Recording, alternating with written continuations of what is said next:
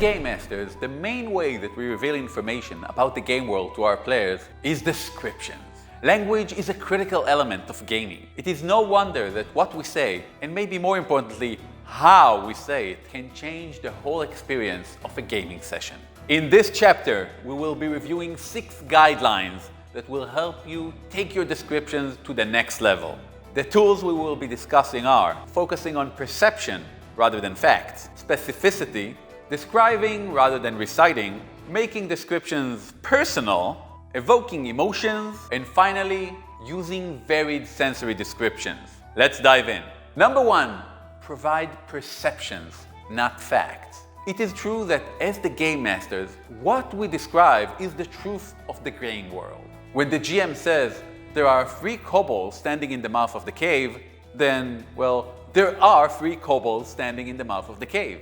However, that is not the best practice, because while we, as the GM, may know the absolute truth of what takes place in the game world, the characters, and by extension, the players, do not.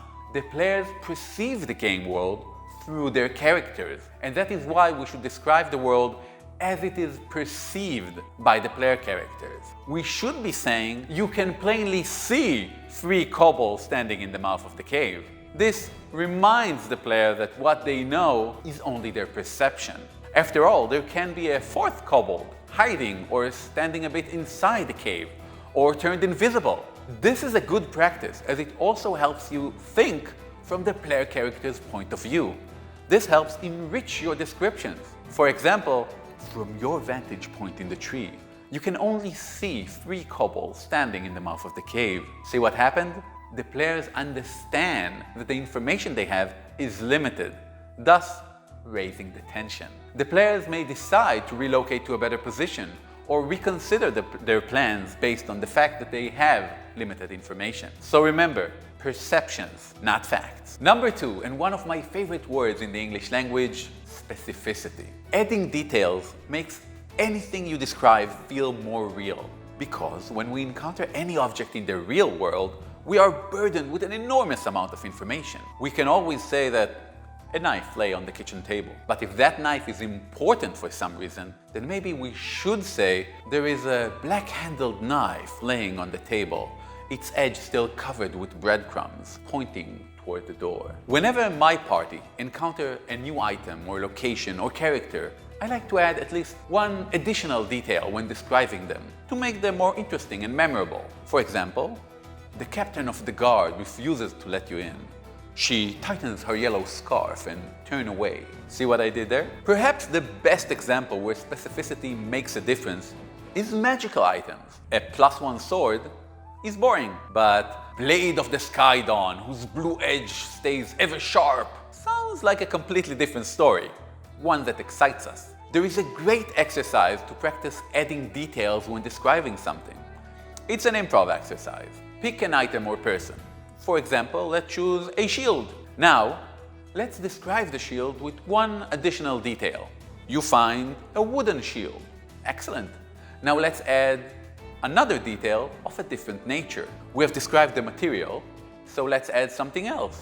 You have found a gray wooden shield. And then, again, you have found a gray wooden shield. An inscription reads, "Big shield belong to Graal."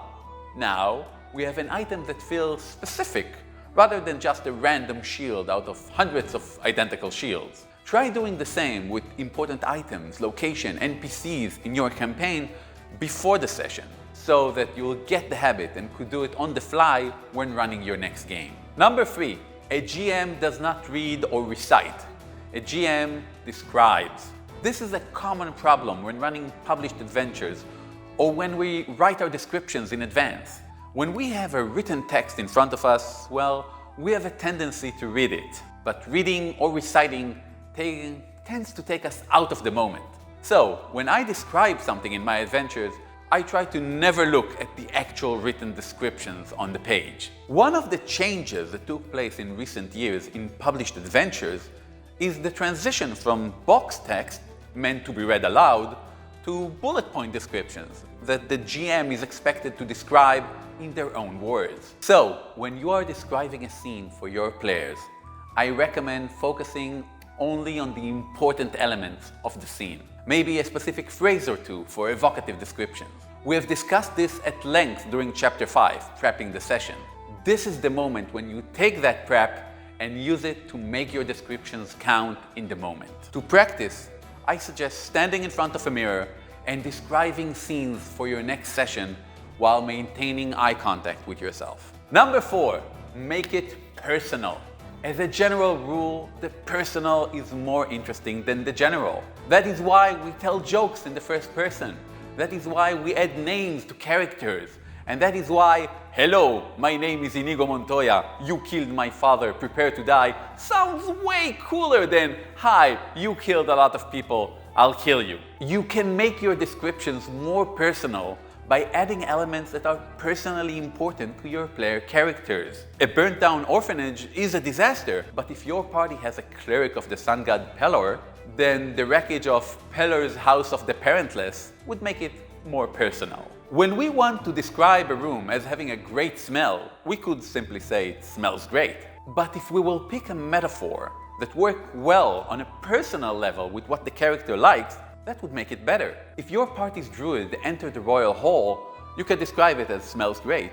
Or the lovely scent reminds you of green glades in your forest. To practice, write down a list of characters from your game. For each character, write down one thing that they would really like and one thing they really don't. Now, try using these in a description.